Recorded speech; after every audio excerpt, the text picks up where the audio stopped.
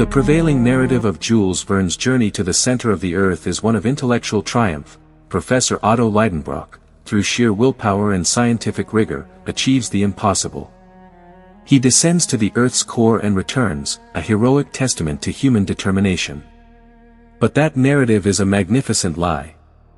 Look closer at the final act, the glorious return at the crater of Stromboli, and a chilling truth emerges. The expedition was not a victory of personal will, it was an exceptional failure of intentionality, saved entirely by a chaotic, geological accident. The initial goal, the descent to the center, was indeed an act of absolute, Lidenbrockian will. Every step planned, every calculation made, every instrument packed, all were dedicated to imposing a human narrative onto the terrifyingly non-human logic of the deep earth. Lidenbrock's willpower was the engine that drove them into the prison. However, the contrast between the planned descent and the forced ascent exposes the central paradox. The descent was a series of choices, however reckless, the return was a chain of unavoidable consequences. Early in the journey, the signs of the willpower trap are clear. When Lidenbrock's scientific theories are disproven, when the instruments fail, when the acid-water crisis threatens their lives, his stubborn will only leads to greater disaster. His rigid adherence to the original path leads to the terrifying separation of Axel, proving that willful effort, when applied against the irrationality of the unknown, is a formula for failure. The profound irony lies in the moment of truth. Lidenbrock, faced with Axel's near death from heat exhaustion, makes a rare act of control, he decides to retreat. This rational choice, this moment of human compassion overruling scientific dogma, should have marked a true, if small, victory of character. But what happens? That rational decision is immediately nullified. Before they can turn back, a chaotic, geological event, the underground torrent, seizes control. The underground current becomes the first force, water, to seize control of their destiny. It rips the decision-making power entirely out of Lidenbrock's hands and dictates their direction. They are no longer explorers, they are flotsam. The philosophical irony is stark, the moment they lose control, their survival rate improves dramatically. When they cling helplessly to a raft, swept along by the currents of the Lidenbrock Sea, they are safer than when Lidenbrock was plotting their course on paper. This dynamic renders Lidenbrock's meticulously crafted map useless. The professor's willpower cannot chart a path dictated by geology and hydrology. The subterranean world proves that human intentionality is irrelevant in the face of planetary forces. The map, the ultimate symbol of Lidenbrock's will, is nothing more than a historical artifact of a failed intent. For Axel, this loss of control is accompanied by an overwhelming psychological comfort. The terrified nephew finds relief in realizing that their fate is no longer their own responsibility. The burden of self-determination, the fear of making the fatal wrong choice, is lifted. He survives because he stops fighting the environment and simply clings to the forces that are now leading him. This entire phase highlights Hans Bjelke as the figure of non-will, the quiet counterpoint to Lidenbrock. Hans succeeds by simply being and doing, operating purely on instinct and acceptance. He asks no questions of magnetic north or of the purpose of the journey. He is the ultimate surrender to the environment, and it is his unwavering presence that anchors their chaotic survival. The inescapable conclusion is that willpower, the vaunted engine of the surface world and Lidenbrock's academic fame, is utterly obsolete underground. The journey proves that the deepest achievements are not attained through force of will, but through the acceptance of absolute powerlessness. Lidenbrock's journey into the earth was a triumph of the will to descend, but the return was a complete defeat of the will to ascend. The expedition's true message is that salvation is found only when human ego is crushed by the terrifying beauty of natural forces. Having established that their fate was seized by the underground torrent, we must now examine the escalating role of pure chaos and luck. The descent itself may have required human effort, but the return became a dramatic demonstration of the cosmos's indifference to Lidenbrock's meticulous planning. The deepest achievements were not earned through effort, they were granted by random geological privilege. The key to their exit lies in an act that is the antithesis of scientific precision, the unplanned explosion. When Lidenbrock finally resolves to blast through a seemingly impenetrable rock face, it is an act of brute force, of desperation, not calculated engineering. The explosion does not achieve the professor's precise goal of opening a controllable passage. Instead, it creates a catastrophic, uncontrolled structural collapse, forcing the explorers into a violent chute of debris. Their subsequent rapid downward movement is governed entirely by geology, not calculation. They have entered a vast, randomized pinball machine, where human intention is utterly meaningless. The height of this powerlessness arrives with the ultimate loss of control, the moment the violent downward movement abruptly reverses. This reversal is not due to a planned countercharge or a hidden geological fault Lidenbrock predicted. It is caused by the rising pressure of the volcanic magma, the second force, fire, to seize control of their destiny. The immense, unpredictable pressure of the Earth's own lifeblood dictates their immediate, survival trajectory. Lidenbrock's science could not predict this force, his will could not command it. The resulting ejection is the Earth's final, spectacular repudiation of Lidenbrock's hubris. They are literally violently spat out by the Earth, an act of nature, not navigation. The success of reaching the surface is a consequence of randomized projectile motion. They are geological debris, and their survival depends on the sheer, impossible luck of the eruption following a safe conduit. This luck is underscored by the geographical anomaly, their miraculous landing at Stromboli, Italy, thousands of miles from the Icelandic volcano they entered. Their journey through the center of the Earth did not connect the coordinates Lidenbrock intended, it connected two random points on the planet's volatile surface, dictated by an unpredictable, internal plumbing system. Lidenbrock achieved the theoretical goal, but the practical means were pure chance. The role of luck, fortune, cannot be overstated. Their survival depends entirely on the magma finding a relatively safe conduit, on the volcanic action being localized, and on them being ejected onto land, not into the open sea. This dependence on external randomness, on the benevolence of a blind, geological fortune, strips the journey of its narrative of meritocracy and willpower. Contrast this with the ship journey that brought them to Iceland. That planned transport was a rational act of surface control. The return is a randomized projectile motion, a surrender to chaos, proving that human intention is irrelevant in the face of planetary dynamics. Lidenbrock, faced with this undeniable sequence of accidents, immediately attempts to find a linear, rational explanation for the accident. He cannot bear the philosophical horror that his greatest achievement was due to external randomness. He desperately tries to reframe the geological chaos as scientific foresight, a necessary psychological defense to maintain his ego. But the philosophical horror remains. The greatest achievement in the history of exploration was attained not by design, but by accident. The message of Journey to the Center of the Earth is thus reversed. It is not a guide to conquering the unknown through precision, it is a brutal lesson in cosmic humility.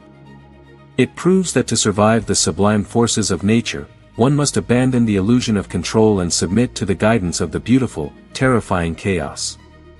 The sheer, overwhelming chaos of the ascension forces us to confront the core philosophical requirement of the journey, the necessity of passivity. Survival, at the critical juncture of their return, demanded that Professor Lidenbrock and Axel stop striving and simply cling on. It was a geological storm, and they were not sailors charting a course, they were mere molecules caught in the current. The moment they cease to exert their will is the moment the Earth begins its miraculous work of saving them. This leads us directly to the paradox of the great failure. The return is universally hailed as a triumph, yet it is a success only because of Lidenbrock's failure to control the situation. If he had successfully maintained control, if the acid water hadn't forced him to retreat, if the explosion had created a stable passage, if the magma hadn't seized them, they would almost certainly have died underground. Their survival is a function of his inability to impose his human will upon the planetary environment. The success is rooted in the defeat of his core ethos. The symbols of their human capacity for control are systematically rendered useless or destroyed. The instruments, the compass, the chronometer, the thermometer, the very tools of scientific intentionality, are either destroyed or rendered useless in the superheated, magnetic chaos of the volcanic chimney. Their reliance on these symbols of control is gone. This is more than a plot device, it is a profound symbolic statement. Human measurement and planning are irrelevant when dealing with the colossal forces of geologic fate. The concept of geologic fate must be embraced here. It is the acceptance that massive, impersonal forces, the currents of the earth, the pressure of magma, the shifting plates, dictate all outcomes. The explorers are no longer protagonists, they are particles subjected to the ironclad, non-negotiable laws of the planet. This realization triggers a fundamental psychological insight, particularly in Axel. The terrifying feeling of helplessness slowly transforms into a peculiar form of freedom. The moment the burden of self-determination is lifted, the fear subsides. There are no more wrong turns to fear, no more choices to agonizing over. Their destiny is now in the hands of the cosmos, which is a massive relief for the anxious traveler. This psychological surrender is the true emotional turning point of the ascent. The shift in authority is subtle but unmistakable. Axel realizes that Hans's silent, unstriving acceptance is the model for survival. Hans, the Icelander, who operates purely by instinct and quiet confidence in nature's rhythm, is the true guide in the underworld. Lidenbrock's academic authority collapses, giving way to the humble, unscientific authority of the man who simply is rather than strives. Furthermore, the entire philosophical framework of the scientific method is implicitly rejected. The descent was meant to be a triumph of logic and measurement. Yet, the final, decisive moment that propels them toward the surface is pure, unmeasured force, the raw, chaotic energy of the volcanic explosion and the magma's pressure. The triumph is not the proof of a theory, but the successful channeling of unbridled, destructive power. This brings us to the ultimate lesson, the descent versus the ascent. Planning gets you into the prison of the subterranean world, trapping you in a maze of logical choices.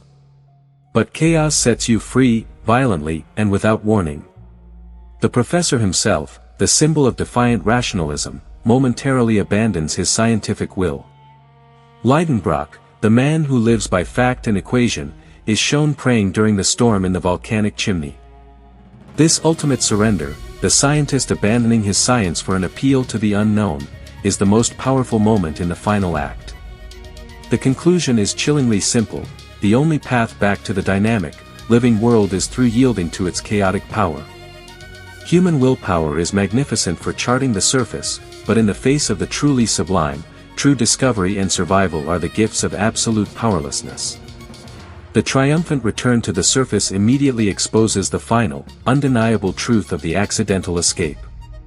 Stepping out of the volcanic chaos of the chimney and into the light of the Mediterranean sky, the instruments that were previously rendered chaotic or broken instantly work again.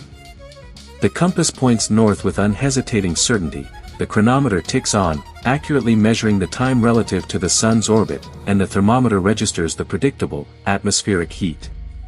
This snap back into reliability is the final, undeniable evidence of their fundamental limitation. Human technology is only a comfortable servant for the known world, it is blind to the truth of the unknown. The subsequent global adoration for Professor Lidenbrock highlights the profound cultural preference for the illusion of control. Lidenbrock's immediate task is narrative revision. He begins a desperate effort to sanitize the accident and rebrand it as scientific foresight. He meticulously omits every detail of the forced ascent, the violent magma, the unplanned detonation, the sheer luck of landing at Stromboli. He imposes a linear, rational narrative onto the wildest chaos, transforming the utter defeat of his will into its magnificent triumph. This is the act of a man who prefers the lie of control to the terrifying truth of his own powerlessness. The scientific community's idealization of the event reinforces this deception. The world celebrates the goal, the discovery of the Earth's interior, while entirely ignoring the method, pure accident. They glorify Lidenbrock, the conqueror, because they need to believe in the power of their own planning, calculation, and will. To admit that Lidenbrock's success was a chaotic fluke would be to admit that all human endeavor is ultimately hostage to forces greater than itself. The profound ethical warning from Verne emerges here: progress is fragile if built on the illusion of intentionality. By creating a sanitized version of the journey, Lidenbrock denies humanity the most crucial lesson, that chaos is often the engine of true change. Society, much like Lidenbrock himself, risks becoming functionally blind and fragile by relying on a false sense of control that atrophies the innate human capabilities for adaptation, instinct, and submission to natural power. The true, quiet victor of the entire expedition is Axel. He returns with the deep, private knowledge that his body, his fear, and his forced passivity were the best instruments of navigation. He has seen the limits of precision and understands the inherent flaw in his uncle's relentless belief in calculation. He now possesses the genuine philosophical triumph, the recognition of power in yielding. While Lidenbrock is trapped in his own hubris, Axel is psychologically free. He knows that true exploration requires the courage to surrender. This realization brings us to the core message of the entire text: surrender is the only true form of victory in the face of the sublime. The journey's true meaning was not to discover what lay beneath the earth, but to reveal what lay beneath the technological shield of modern man. The attempt to conquer the unknown ended in the complete conquest of the conqueror. Lidenbrock attempted to impose his will upon the planet, and the planet effortlessly spat him back out onto the surface, proving that human will is merely a ripple on the surface of planetary forces. The book is not a manual for exploration, it is a profound testament to the terrifying, beautiful strength of natural forces. The final, lasting lesson is clear: human intuition and primal instinct are the true instruments of exploration. We must abandon the crutches of precision, trust the chaos, and rely on the internal compass that Lidenbrock suppressed but was ultimately forced to obey. The journey to the center of the earth is not a celebration of human determination, it is a profound testament to the power that only emerged when that determination was shattered. We have seen how Lidenbrock's precise plan failed and how his accidental return was an act of cosmic humility. He came back to the surface, where he continued to trust his instruments, pretending the chaos never happened. We ask you, are you living Lidenbrock's lie? Are our precise devices, our spreadsheets, our schedules, our 5-year plans, masking our own profound ignorance of chaos? Are we sacrificing our innate survival instinct for the comfortable tyranny of a number? If you agree that the final act of the journey was a lesson in yielding, then join us. Subscribe to the Emotive Archive. We will continue to dissect the legends, forcing you to question the maps you trust and find the true direction within.